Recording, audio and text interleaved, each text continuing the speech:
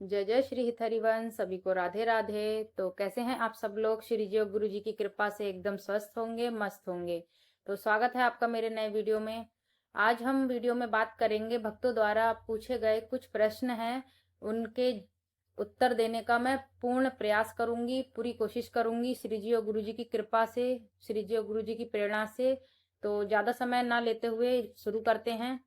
ये पहला हमारे पास सवाल है, दीक्षा कितने महीने बाद मिलती है? ये कोई नारायण नारायण करके नाम है इनका। तो देखिए, सबसे पहली चीज ये है कि हमें किसी के भी प्रवचन से प्रभावित होकर हमें गुरु नहीं बनाना चाहिए।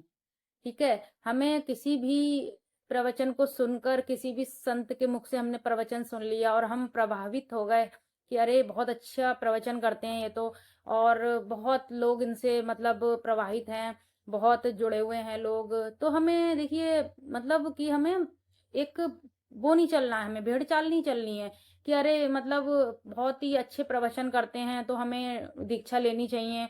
तो देखिए, गुरु बनाने से पहले हमें पहले 1-2 साल सत्संग खूब अच्छे से हमें सुनना चाहिए। हमें सालों साल उनके प्रवचन पे चलने की पूरा प्रयास करना चाहिए। सारी जो भी असलियत है सब कुछ क्लियर हमें पहले जांच पड़ताल करनी चाहिए। और जब हमारे साल 2 साल में समझ में आए कि हाँ सब कुछ ठीक है, और हमारा दिल कहे कि हाँ अब हमें गुरु बना लेना चाहिए, तब हमें प्रयास करना चाहिए गुरु बनाने के लिए, गुरु दीक्षा लेने के लिए। देखिए, क्योंकि गुरु दीक्षा एक बहुत ही मतलब एक आध्यात्मिक और सूक्ष्म विषय है, बहुत ज्यादा। ये कोई ऐसा विषय नहीं है कि मतलब फ्लो फ्लो में हमने दीक्षा ले ली और फिर हमने फ्लो में दीक्षा ले ली और फिर हम उसका ठीक से हम नियमों का पालन नहीं कर पाए, क्योंकि हमने प्रभावित होकर प्रवचनों से हमने दीक्षा तो ले ली, उसके बाद हम उनकी नियमावली पे नहीं चल पाए, गुरुदेव भगवान के प्रवचनों पे नहीं चल पाए, तो फिर ये ठीक नहीं है। घोर ये समझिए कि गुरु अपराध लगता है। अगर हमने दीक्षा लेने के बाद अगर कोई भी हमने ऐसा उनके नियम के अगेंस्ट हमने कोई भी ऐसा कार्य कर दिया, अपने गुरुदेव भगवान के मतलब आज्ञा के विरुद्ध हमने कोई भी ऐसा काम कर दिया, तो बहुत ज्यादा हमारे ऊपर अपराध लगता है, गुरु अपराध लगता है, और गुरु अपराध सबसे बड़ा अपराध होता है। तो इसलिए देखिए, दीक्षा लेने से पहले आप पहले अच्छे तरीके से प्रिपेयर होइए, तैयार होइए। और जिसको भी आप मतलब गुरु बनाना चाहते हैं और जिनका भी सत्संग आप सुनते हैं, तो उनका सत्संग सुनिए पहले 1-2 साल तक अच्छे से, उनके प्रवचनों पे, उनकी आज्ञा पे चलने का पूरा प्रयास कीजिए। और जब आपको लगे कि हाँ मैं अब परिपक्व हो गया हूँ, तो या हो गया हूँ या हो गई हूँ, तो उसके बाद आप दीक्षा का आप सोचिएगा और तभी आप गुरु बनाइएगा। तो मैं यही कहूंगी कि अभी आप थोड़ा समय दीजिए अपने। अब ये दूसरा सवाल है हमारा, अगर किसी का मन है दीक्षा लेने के बाद एकादशी व्रत रख सकते हैं? सेम क्वेश्चन एक और है। अ, हम तो पहले से एकादशी कर रहे हैं बहुत दिन से, क्या दीक्षा लेने के बाद एकादशी छोड़ देंगे? कृपया बताइए, हमें एकादशी भी करना है साथ में। तो देखिए, आप दोनों का सेम सवाल है। एक कोई है ये रिद्धि कौशिक और एक ये दूसरे हैं आपका वांट 9832। तो आप दोनों का सेम क्वेश्चन है। तो सुनिए, देखिए मेरी बात का आप ध्यान से सुनिए। पहली बात कि हमारे यहाँ पे निकुंज उपासना है, और निकुंज उपासना में राधा चरणार बिंद प्रधान बात है सबसे ज्यादा। और हम अपनी राधा रानी की सखी हैं, सहचरी हैं, तो निकुंज उपासना में हम सहचरी भाव में हम अपनी लाडली जू की सेवा करते हैं। हमें आठों पहर सेवा में रहना है अपनी किशोरी जू के। तो ना हम भक्त हैं ना हम संत हैं, क्योंकि भक्त और संत में क्या होता है कि वहां पे शास्त्र और वैष्णव शास्त्र का पूर्ण शासन होता है। हम सहचरी भाव में अपनी लाडली जू की सेवा में हैं और हमें आठों पहर अपनी लाडली जू की सेवा में रहना है। हमारे ऊपर शासन हमारी वृंदावनेश्वरी का है। यहाँ पे हम अपनी लाडली जी को भोग पवाएंगे और उनका उच्चिष्ट जो होगा, उनका उच्चिष्ट प्रसाद हम पाएंगे, और हमारी लाडली जी का उच्चिष्ट प्रसाद का एक सीत पाने का फल करोड़ करोड़ एकादशी व्रत का फल होता है। अब आप समझ सकते हैं कि कितनी महिमा है हमारी लाडली जू के उच्चिष्ट भोग के एक शीत की इतनी महिमा है कि करोड़ एकादशी करने का फल प्राप्त होता है। और बाकी नॉर्मली अगर हम बात करें तो एकादशी करने का फल क्या होता है, श्री हरि विष्णु की चरणों की भक्ति प्रदान होना। और यहाँ पे अनंत अनंत महिमाशाली हमारी लाडली जू हमारी वृंदावनेश्वरी के चरणार विंद की भक्ति की बात हो रही है। तो आप समझ सकते हैं हमारी लाडली जू के चरण हमारे लालजू हमारे राधा वल्लभ लालजू अपने हृदय पे धारण करते हैं, हमारी लाडली जू के चरण। तो अब आप समझ सकते हैं कि हमारी लाडली जू के चरणार बिंदों की भक्ति की कितनी प्रधान। हमारे यहाँ आठों पहर श्री जी की सेवा है। अब हमारा एक ही व्रत है सबसे बड़ा, हमारी श्री जी की आठों पहर की सेवा। हमारे यहाँ पे किसी भी व्रत की कोई महिमा नहीं बताई गई है। हमारे राधा रानी की हमारी लाडली जू की आठों पहर की सेवा सबसे ज्यादा प्रधानता है। और आप देख सकते हैं तटीय स्थान पर भी हमारी लाडली जू की ही सेवा का आठों पहर सेवा का ही सबसे ज्यादा प्रधान है। वहां पे भी अगर ग्रहण भी हो रहा है ना तो भी वहां पे भोग प्रसादी चलती है तटीय स्थान पर। तो हमारी जो उपासना है हमारी वृंदावन की नित्य विहार रस उपासना है, हमारी प्रेम की उपासना है। और प्रेम में व्रत कर्म ये मतलब ये सब कुछ नहीं चलता है, हमारे यहाँ भाव की सारा खेल है, मतलब हमारे यहाँ भाव का खेल है। तो इसीलिए हमारे यहाँ पे किसी भी व्रत का कोई मतलब महिमा नहीं है। इसीलिए राधा वल्लभी संप्रदाय में एकादशी व्रत नहीं रखते हैं। तो अगर आप एकादशी व्रत रखते हैं और अगर आप दीक्षा लेना चाहते हैं सदगुरुदेव भगवान से, राधा वल्लभी संप्रदाय से आप वो दीक्षा लेना चाहते हैं तो दीक्षा अभी आप कर रहे हैं एकादशी कोई बात नहीं, लेकिन दीक्षा के बाद मतलब आपको नियमों के अनुसार आपको जो भी है चलना पड़ेगा। तो बाकी आशा करती हूँ कि आपके सवाल का जवाब आपको मिल गया है। अब हम तीसरा सवाल ले लेते हैं। तीसरा सवाल है, ये कोई मोटिवेशन फॉर लाइफ करके नाम है इनका। इनका सवाल है, ये सारे ग्रंथ का पाठ एक ही दिन में थोड़ा थोड़ा करना है या एक कंप्लीट करके फिर दूसरे का पाठ करना करें। तो देखिए हमारे जो पाठ हैं सबसे पहले हमारे आ जाता है श्रीहित चतुरासी जी, ठीक है। दूसरा हमारा आ जाता है आपका राधा सुधा निधि जी। तीसरा हमारा आ जाता है आपका सेवक वाणी जी। और चौथा हमारा आ जाता है आपका रसोपासना। और पांचवा हमारा आ जाता है अष्टयाम सेवा पद्धति, ठीक है।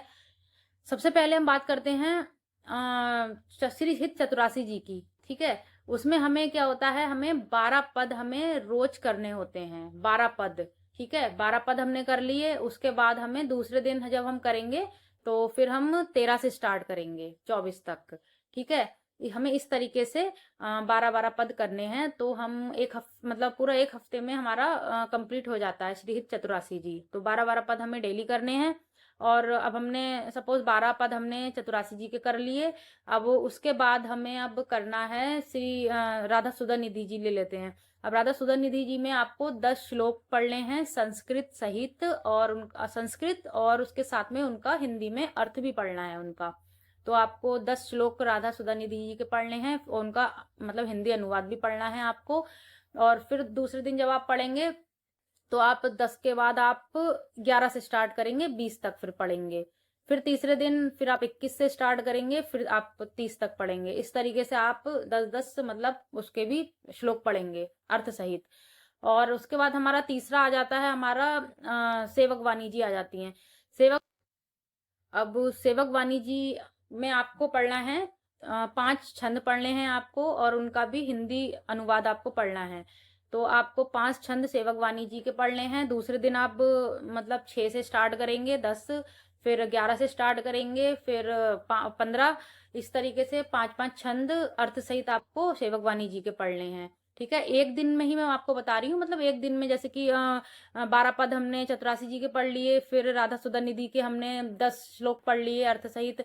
उसके बाद हमने फिर सेवक वाणी में से आपका 5 छंद हमने पढ़ लिए अर्थ सहित, ठीक है। उसके बाद हमारी आ जाती है नित्य रसोपासना, एक छोटी सी मतलब जो हमारी ग्रंथ है छोटा सा नित्य रसोपासना। उसको हमें पूरा मतलब पढ़ना होता है, पूरी बुक पढ़नी होती है एक दिन में। मतलब आप चाहे तो बैठकर एक साथ भी सारे ग्रंथ पढ़ सकते हो, सारे पाठ कर सकते हो, सारे पाठ करने में आपको नॉर्मली, अगर आपकी नॉर्मली स्पीड है पढ़ने की नॉर्मल है, तो आपको 2 घंटे लग सकते हैं आपको। 2 घंटे लग सकते हैं। अगर आप माला भी करते हैं साथ में और पाठ का मतलब पाठ भी करते हैं तो आपको 2 घंटे आराम से लगेंगे। और अगर आपके पास इतना टाइम नहीं है तो आप मतलब रुक रुक के भी कर सकते हैं, लेकिन आपको सारे जो मतलब पद हैं, छंद हैं, जो जो मैंने आपको बताया, वो सुबह से रात तक आपको कंप्लीट करने ही करने हैं अपनी दिनचर्या को। जो भी पद मैंने आपको बताए हैं, जो जो, तो वो आपको पढ़ने हैं सारे, रात तक आपको कंप्लीट करने ही करने हैं। अगर आपके पास टाइम नहीं है तो पहले आप चतुरासी जी के सुबह में आप पद पढ़ लीजिए 12, और फिर अपना काम कर लीजिए, जो भी आपका मतलब घर का काम है या आपका बाहर का काम है, जो भी आप काम करके उसके बाद आप राधा सुधा निधि के आप पढ़ लीजिए 10 श्लोक। उसके बाद कुछ घंटों के बाद जब आप अपना फ्री होते हैं, फिर आप अपना सेवक वाणी जी के आप छंद पढ़ लीजिए। फिर आप अपनी रसोपासना कर लीजिए। इस तरीके से आपको, अब आपकी रसोपासना है, रसोपासना भी आप मतलब एक साथ चाहें तो एक साथ अपना पढ़ सकते हैं। उसमें आपको 40 मिनट लगते हैं पढ़ने में, पूरी मतलब ग्रंथ आपका कंप्लीट हो जाता है रसोपासना, उसमें आपको 40 मिनट लगेंगे अगर एक साथ आप पढ़ते हैं। उसको भी आप मतलब थोड़ा थोड़ा करके पढ़ सकते हैं पूरे दिन में, लेकिन आपको मतलब पूरे दिन में उसको कंप्लीट पूरी पढ़नी है। बाकी ग्रंथ आपको जो मैंने आपको जितने जितने बताए हैं उतने पढ़ने हैं, ठीक है। बाकी आपका अष्टयाम सेवा पद्धति होगी, उसमें से हमें अपना जो भी हमारी सेवा पद्धति है, 8 टाइम की हमारी श्री जी की जो भी भोग सेवा है, आरती सेवा है, जितनी भी सेवाएं हैं 8 टाइम की, हमें उसमें से देखकर हमें उसमें से सारा मतलब पद वगैरह दे रखे हैं। तो आप अपनी व्यवस्था के अनुसार आपको जैसा समय मिलता है तो उसके अनुसार आप अपनी सेवा कर सकते हैं, उसमें से देखकर सारा सब कुछ उसमें दे रखा है, ठीक है। तो बाकी मैं एक अलग से भी वीडियो बना दूंगी कौन कौन से ग्रंथों में से कितने पाठ कैसे करने हैं, स्पेशली मैं उसका एक अलग से वीडियो बना दूंगी, आपको मतलब ठीक से और समझ में आ जाएगा, ठीक है। और बाकी हमारा ये चौथा, हमारा ये 4th नंबर का सवाल है हमारा, अगर पहले प्याज लहसुन खाते हों तो दीक्षा के नियम देंगे, अगर प्याज लहसुन छोड़ दें कि पहले से ही छोड़ के जाना होगा, ठीक है। ये कोई शालिनी बैनर्जी हैं, ठीक है। तो देखिए मैं आपको बता दूं, प्याज लहसुन अगर आप खाते हैं तो आप अभी से ही छोड़ दीजिए। अगर आपको सच में गुरुदेव भगवान से हमारे दीक्षा लेनी है तो आपको प्याज लहसुन अभी से ही छोड़ना पड़ेगा, और प्याज लहसुन छोड़ ही दीजिए। बल्कि और क्या रखा है प्याज लहसुन में, कुछ नहीं है उसमें। प्याज लहसुन में तमोगुण हमारा मतलब पैदा करता है प्याज लहसुन, हमारे भजन में बाधा डालता है प्याज लहसुन। तो इसलिए, और आपका अगर दीक्षा का अगर आपका प्लान बन रहा है तो आपको प्याज लहसुन छोड़ना पड़ेगा, और पहले से ही छोड़ देंगे तो आपको जल्दी प्रोसेस हो जाएगा दीक्षा। तो मैं यही कहूंगी कि आप प्याज लहसुन अभी से ही छोड़ दीजिए, ठीक है। क्योंकि दीक्षा तभी मिलती है जब हम प्याज लहसुन छोड़ देते हैं, और पहले से ही आपको छोड़नी पड़ेगी तब आपको नियम मिलेंगे दीक्षा के, ठीक है। तो आप अभी से ही प्याज लहसुन छोड़ दीजिएगा। और अब हम 5th क्वेश्चन के तरफ चलते हैं। ये है कोई @AD करके हैं, दीक्षा लेने से पहले क्या क्या सवाल पूछते हैं। तो देखिए, समय समय पर नियमावली चेंज होती रहती है आश्रम में, तो क्या क्या सवाल पूछते हैं ये तो मैं आपको सब कुछ नहीं बता सकती ऐसे। तो देखिए, नॉर्मली मैं आपको बता देती हूँ कि आपको अपना आहार शुद्ध रखना है, और बाकी आप क्या क्या मतलब पढ़ते हैं, कौन कौन से ग्रंथ पढ़ते हैं, क्या क्या मतलब पूजा उपासना करते हैं, जो भी है, जो भी नॉर्मली आपकी दिनचर्या है उसी से रिलेटेड आपको मतलब क्वेश्चन करते हैं वहां पे, और कुछ ज्यादा ऐसा कुछ नहीं पूछते हैं। बाकी आप जब आपका माइंड आपका बने जाने का, श्रीधाम वृंदावन जाने का, जब श्री जी आपको बुलाएं तब आप जाके श्रीहित केली कुंज से ही आप सारी जानकारी अपना ले सकते हैं, ठीक है। बाकी नॉर्मली आपको बस मेन है प्याज लहसुन अपना छोड़ना है, और बाकी आप नाम जप करिए, खूब नाम जप कीजिए। ज्यादातर यही पूछते हैं, बाकी आपको पूरी जानकारी आश्रम से ही मिलेगी, ठीक है। और आपका हम 6 नंबर का आपका क्वेश्चन है, हम तो पहले से एकादशी कर, हाँ ये तो वही है, इनका तो जवाब दे दिया था। अब आप हाँ जाते हैं 7 नंबर। ये आपका 7 नंबर का इनका है सवाल। ये कोई अशोक कुमार, दीदी स्टूडेंट हूँ, हॉस्टल में प्याज लहसुन बनाते हैं तो दीक्षा कैसे लें। तो देखिए, मैं आपसे यही कहूंगी, आप स्टूडेंट हैं, ठीक है, सबसे पहली चीज, अब आप अलग से तो कुछ मतलब नहीं बना सकते। तो अब आप अलग से तो कुछ अपने लिए नहीं बना सकते, आप स्टूडेंट हो, हॉस्टल में हो, तो प्याज लहसुन का तो आपको मतलब खाना एक मजबूरी समझिए, क्योंकि अगर आपको अपनी पढ़ाई भी करनी है, देखिए ठीक है। अब अब सब कोई हम सन्यासी तो नहीं है, कोई साधु तो नहीं है कि हम सब कुछ मतलब छोड़ के अपना मतलब लहसुन प्याज छोड़ दिया, सब कुछ छोड़ दिया और हम अपना भक्ति में लग गए। तो हमें सब कुछ देखना है, हमें सब कुछ मैनेज करना है। तो मैं तो फिलहाल यही कहूंगी कि अगर आप हॉस्टल में हैं और प्याज लहसुन का खाना आपको खाना मतलब खाना पड़ता है, तो अभी आप दीक्षा का ना सोचें, क्योंकि दीक्षा में हमें लेने के लिए दीक्षा हमें प्याज लहसुन को छोड़ना पड़ता है, और कई महीनों पहले ही हमें छोड़ना पड़ता है प्याज लहसुन। ठीक है। तो बाकी आप स्टूडेंट हैं तो आपके लिए कोई इतना मतलब वो नहीं है। आप अभी नाम जप कीजिए जितना हो सके, राधा नाम जप कीजिए, और राधा नाम जितना आप जप करेंगे उसी से आपका मतलब श्री जी सुन लेंगी। ठीक है। और वो अपने लायक आपको बना लेंगी। श्री जी, हमारी श्री जी बहुत करुणामयी हैं, वो सब कुछ सेटअप अपना मतलब सब कुछ रेडी कर देंगी। ठीक है। बाकी आप नाम जप खूब कीजिए, क्योंकि प्याज लहसुन तो छोड़ना ही पड़ेगा, तभी दीक्षा मिलती है। बस मैं यही कहूंगी। आप मतलब आपके लिए मैं क्या कहूँ, आप स्टूडेंट हो, ठीक है, आप अपने अपना जो भी है स्टडी कीजिए अच्छे से, और श्री जी का बस नाम जप कीजिए। अब अगला सवाल ले लेते हैं। ये है कोई मोनिका शर्मा जी हैं। सखी ये बताओ, क्या मॉर्निंग 6 बजे उठ के हम ये सब उपासना कर सकते हैं? तो देखिए मोनिका जी, ज्यादा से ज्यादा वैसे तो हमारे सदगुरुदेव भगवान कहते हैं कि हमें मतलब हम गृहस्थ में हैं अगर हम, तो गृहस्थ में ज्यादा से ज्यादा मैक्सिमम 5 बजे समय दिया है। 5 बजे से उठ के हम अपनी मतलब उपासना अपनी दिनचर्या स्टार्ट कर सकते हैं। लेकिन अगर हम उससे भी नहीं उठ पा रहे हैं, अगर 5 बजे भी नहीं उठ पा रहे हैं किसी कारणवश, तो छोटा बच्चा है या फिर कोई और मतलब ऐसी कोई कारण है, ऐसा कोई जो हम नहीं उठ पा रहे हैं, कोई प्रॉब्लम है ऐसी कि हम जल्दी नहीं उठ सकते, तो मैक्सिमम आप 6 बजे हाँ उठ सकते हो। मैक्सिमम 6 बजे उठ के आप ये उपासना अपनी स्टार्ट कर सकते हो। लेकिन 6 के बाद फिर नहीं, क्योंकि हम मंगला आरती ज्यादा से ज्यादा हमारी मंगला आरती 6:30 बजे तक हम कर सकते हैं। ठीक है। और ये चीज मैंने श्रीहित केली कुंज में ही पूछा था, वहां पे वहाँ आश्रम के ही परिकर सखी हैं, उनसे मैंने ये पूछा था क्वेश्चन। तो उन्होंने कहा था कि हाँ मैक्सिमम आप 6:30 बजे मतलब स्टार्ट कर सकते हो, 6:30 बजे मैक्सिमम, उससे ऊपर नहीं होना चाहिए। ठीक है। तो आप ये उपासना हाँ कर सकते हो 6 बजे के बाद। ठीक है। और अगला सवाल हम लेते हैं। दीदी, अगर किसी कारण से घर से बाहर होने पर सेवा छूट जाए तो इस दोष को कैसे दूर करें? देखिए पहली चीज तो हमें विग्रह हमें उतने ही बड़े लेने हैं कि जिनकी हम सेवा आराम से कर सकें और उनको हम लेके जा सकें। ठीक है। हमें ज्यादा बड़े विग्रह हमें नहीं लेना है, जिनको हमें मतलब हम ले जा नहीं सकते उनकी, जिनको हमें घर पे छोड़ना पड़े। अब आप एक बात बताइए, आपका छोटा बच्चा है, ठीक है, आप अपने छोटे बच्चे को 2-3 दिन के लिए अपने घर में आप कैसे छोड़ के जाओगे उसको बंद कर? तो अब यही है कि हम अपने बच्चे को जब छोड़ के नहीं जा सकते, तो हम अपने श्री जी को, अपने ठाकुर जी को हम छोड़ के उनको कैसे जा सकते हैं?